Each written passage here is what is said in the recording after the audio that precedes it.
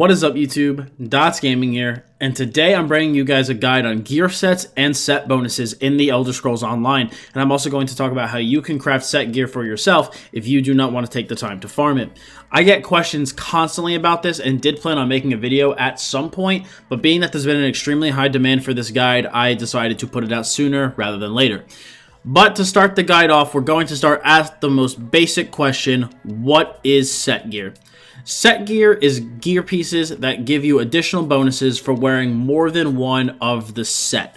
So as you can see here right in my bags that I have Julianos and Seducer's gear, but for this example, we're going to look at the Julianos gear. So the Law of Julianos set.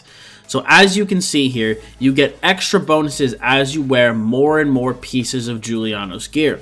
So if you wear 2 pieces, you will get some extra spell crit. If you wear 3, you'll get some extra magicka. If you wear 4, you'll get more spell crit. And if you wear 5, you'll get extra spell damage. So as you can tell, wearing a good combination of set gear is going to give your character an extremely high amount of extra power, especially at CP 160 and beyond.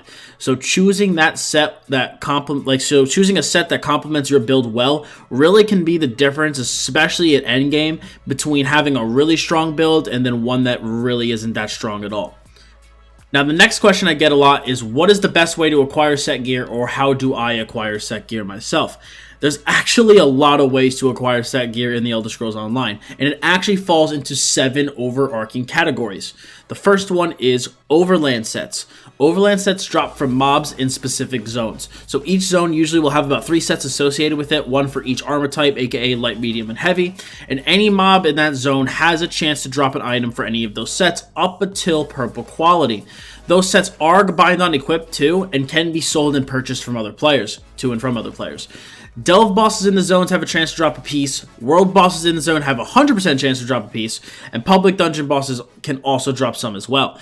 The different types of bosses will drop different pieces of the set, so you just need to do a little bit of research to see which bosses drop the piece of gear that you specifically need. The second type of sets are monster sets. Monster sets are associated with the Undaunted Guild. Undaunted pledges have a chance to drop the shoulder piece of the set, while the headpiece needs to be farmed from the final boss of a veteran level group dungeon. And then those will give you your 2 set bonus for the monster sets.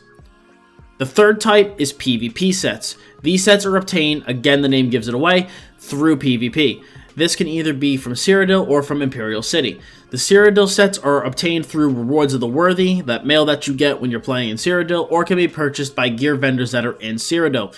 The Imperial City sets are purchased using Telvar stones inside the Imperial City, which is the currency for that DLC. The fourth type is arena sets. These will drop from either Dragonstar Arena or a Maelstrom Arena. The normal mode of those 2 arenas will drop blue quality items, while the veteran mode will drop purple quality items. The 5th way to get set gear is group dungeons. So those are just sets that you can get from, your normal or veteran group dungeons that you run. And these pieces will normally drop from the bosses inside those dungeons. Again, same thing as the arena. Normal dungeons are going to drop blue quality gear, and vet dungeons will drop purple quality gear. Now, these gear sets can be traded to and from other members of the dungeon group, but not to other players outside of that group. So you can't sell dungeon sets to someone who's not in your group. If you get a piece and someone wants to buy it off you that's in your group, they can do so, but you can't sell it to another player outside of the dungeon group. The 6th type of item set is trial sets, and again, as the name implies, they are only acquirable from trials. So normal mode, again, will drop blue quality, and veteran will drop purple quality. Now, the 7th and final way, and the one that I probably do get the most questions about, is crafted sets. Now, I saved these ones for last for a reason, because they take a little more explanation than the others.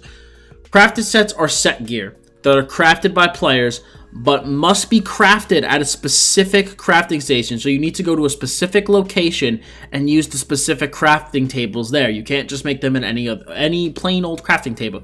There's special locations throughout Tamriel that you have to go to craft certain gear. In addition, in order for a player to craft certain sets, they need to know a specific number of traits for the piece they're trying to create. That is why I always stress in all of my videos, whenever I talk about research, to start researching gear traits as much as possible. Now, for those of you who might not quite know what I'm saying, I am going to talk about this in terms of an example. So if I wanted to craft the Law of Giuliano set for myself, you know, all 7 pieces of body gear, I would have to know 6 traits on every single piece of gear that I was trying to craft, and go to that special crafting table in Orsinium to craft it. So I would have to know what for the head, the shoulders, the chest, the gloves, the waist, the legs, and the boots. I would have to have 6 traits researched for all of those pieces, and then I'd be able to craft a Law of Giuliano's piece at the crafting table in Orsinium, the special crafting table in Orsinium. I would be able to craft those pieces of gear. Now, crafted sets can be bought and traded among players, and most crafters will craft you gear if you provide them the mats, but of course they will charge you a fee for their labor. Or some crafters, if you're lucky, will buy the mats for you, but again, they're going to charge you full price, the price of them actually purchasing the mats, and then again, time for their labor. Now, the last question that I do get asked a lot in regards to sets: when should I worry about set gear? I have a lot of people who ask me, they're level 30, they're level 20, and they're like, what set gear should I wear? What pieces of gear should I wear? Blah, blah, blah. Do not worry about your set gear, or even really gear in general, until you are CP 160. And that is because that is the gear cap, and gear stops getting better after CP 160. You do not really need to worry about getting sets pre-CP 160, because you're going to be replacing your gear as fast as you're getting it, as long as you're like running enough dungeons and doing enough quests. So just make sure that your gear that you're getting is the gear type that you prefer, and has enchants on the gear that would benefit you a lot. Otherwise, don't worry so much about getting sets and, oh no, I'm going to lose my set bonus. It's really not the end of the world until, like I said, you are CP 160 and you are at gear cap.